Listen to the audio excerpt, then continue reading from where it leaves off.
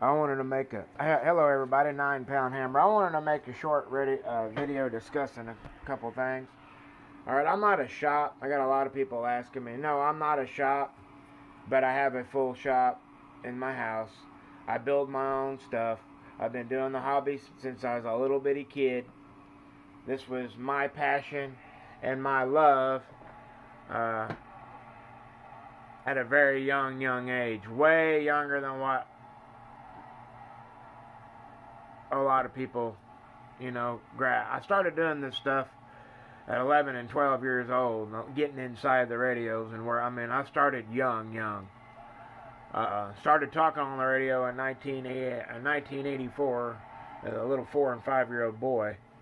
And by the time the late 90s got around, and I'll put it to you this way, I had over a $5,000 radio station as a 10-year-old boy.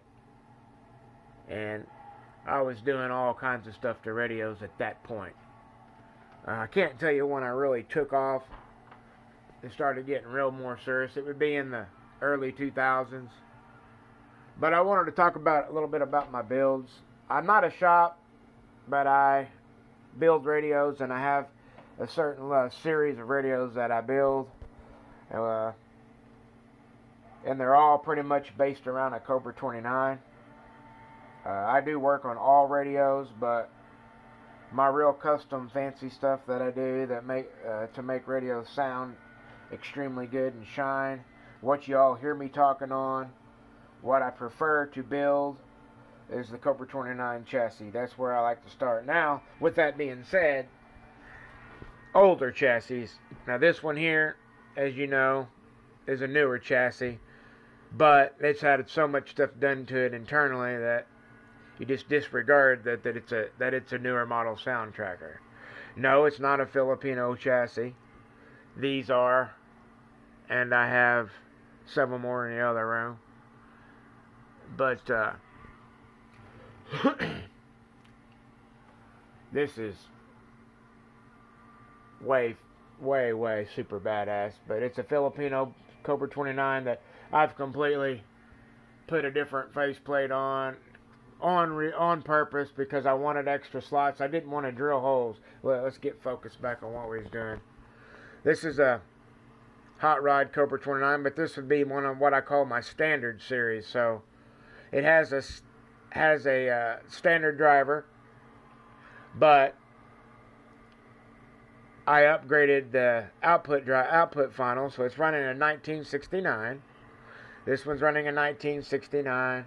And I've done all my normal frequency roll-off mods, my receiver mods, my shot, everything, all that's done. My frequency response. Just basically values and component changes that I do. And then I do a tune and alignment and true transmit alignment and set it up the way that I think a radio should be set up. But this is a 1969 unit.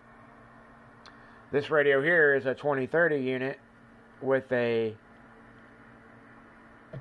high gain device on a switch. So I'm going to have to think about it for a second. This one's got a 1446 in it. That's right. This one's got a 1446 in it. Just absolutely amazing on the scope. Amazing on the spectrum analyzer, and absolutely amazing on the meter.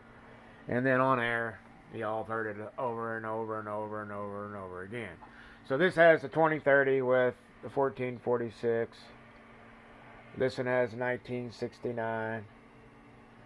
This one has channel kin, echo, all the boards, the connect, all that crap in it. This one's got the Channel King in it. I get them mixed up because I do so many of them. This one's got the Channel King, the variable RMS, the variable, all that bullcrap. This one has got the 1969. I put the Echo Plus Power 2 in this one. It's got variable compression. It's got preamp. it's got, I did all my normal frequency roll-offs, modifications to where I changed the way, basically the way the radio sounds on AM. Transmit audio and receive audio. It changes the way it sounds. I can demonstrate it. Of course, you all know. You all have heard it 100,000 times.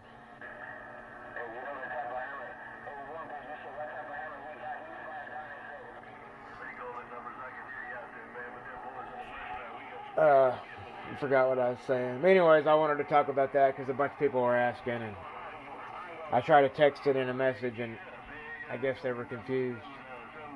DX959s, Galaxies, they come with a hot final, 1969 final. Union and Grant, he uses a good hot final. So I have certain radios that I use. One of my most favorites, now you want to talk about a radio that kicks ass, that's an SBE by Langton. It's a Langton man, which is made by SBE. I got in a big argument with a dude the other day. He tried to tell me that Land Command wasn't made by SBE, and I was like, dude, you need to relook and rethink about things. But this radio here has got a lot done to it. It's 5-way. It's got more channels in it than, good Lord, it's got a lot of channels in it. But as you can hear that,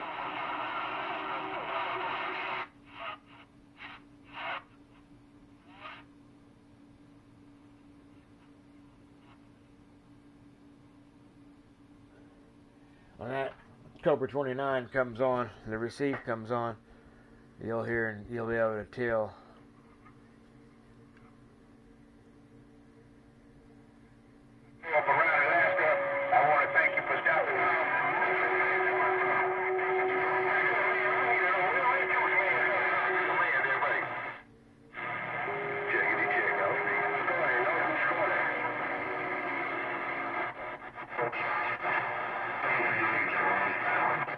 I gotta go fire up see how much battery we got. I go fire up the sideband. I know sideband's blown open.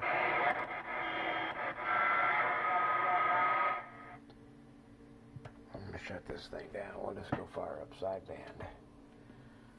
Oh well, I mean, I'm not live. I'm making a video. All right, guys. I am going to go to sideband. Well, y'all take it easy. 7.3s. Here's one of my drivers. One of these days I'll show you the inside. You want to talk about something that looks brand spanking new inside. Yep. I'm going to put a upgrade to 300. I'm going to upgrade the caps in it eventually. They look like brand new, but you know they're old. 73s, guys.